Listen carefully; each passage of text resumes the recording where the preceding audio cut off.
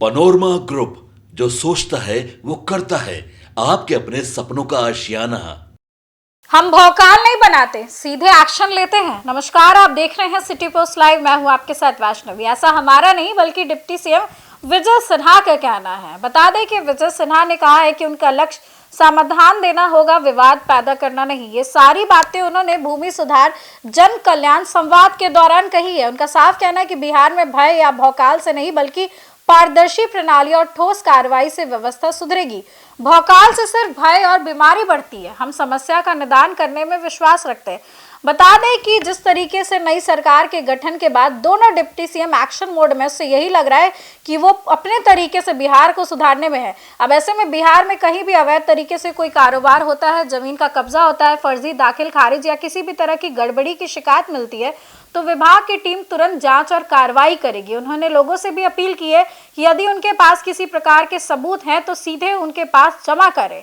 और ये भी कहा कि हर हफ्ते वो खुद 2 घंटे तक कार्यालय में बैठ करके जन सुनवाई करेंगे। आपको बता दें कि इसके अलावा प्रधान सचिव और अन्य वरिष्ठ अधिकारी को भी नियमित रूप से मौजूद रहेंगे ताकि कोई भी व्यक्ति अपनी समस्या विभाग तक पहुंचा सके। हम बात करें भूमि एवं राजस्व सुधार विभाग की, उन्होंने इसे जनता के लिए एक नई और पारदर्शी व्यवस्था बताते हुए कहा है कि विभाग आम लोगों की परेशानी दूर करने के लिए पूरी तरह प्रतिबद्ध है।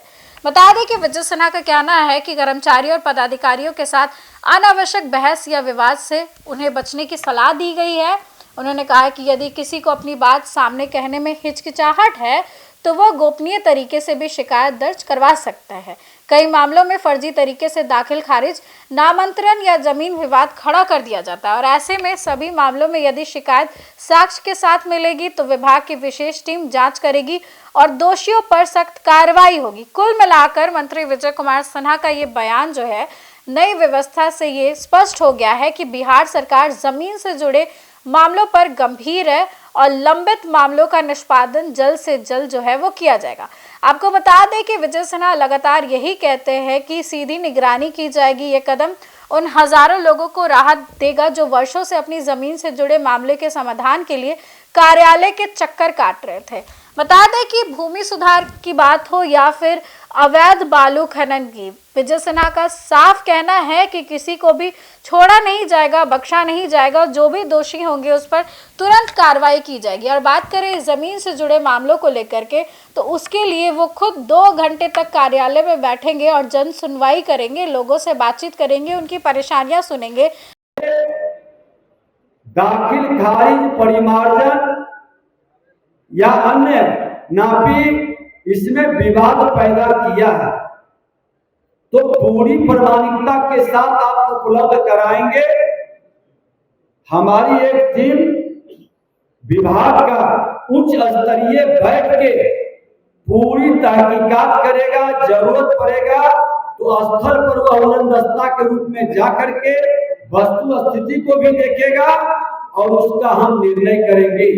और जो इस तरह के फ्रॉडिज्म कर करके झूठे पेपर, फर्जी पेपर लगा करके वर्गलाने का या विभाग को समय को, न्यायालय के समय को बर्बाद करने का काम किया है, उस पर कानूनी संबद्ध कड़ी कार्रवाई का नया प्रोविजन हम लोग शुरू करेंगे।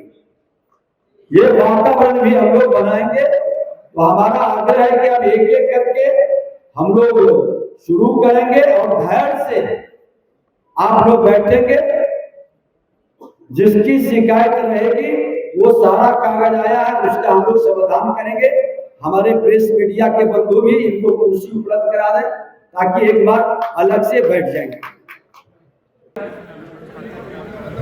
इमीडिएट प्रभाव से इनका इमीडिएट प्रभाव से और पूरी तहकीकात उनके और संपत्ति दोनों की बदनामी का पूरी तहकीकात भी वहाँ बैठक में हम करेंगे। सारे विषय पर लेकर के कितना विषय आप हैं माइक में बोलिए। बात ऐसी है, मतलब अपठनीय है।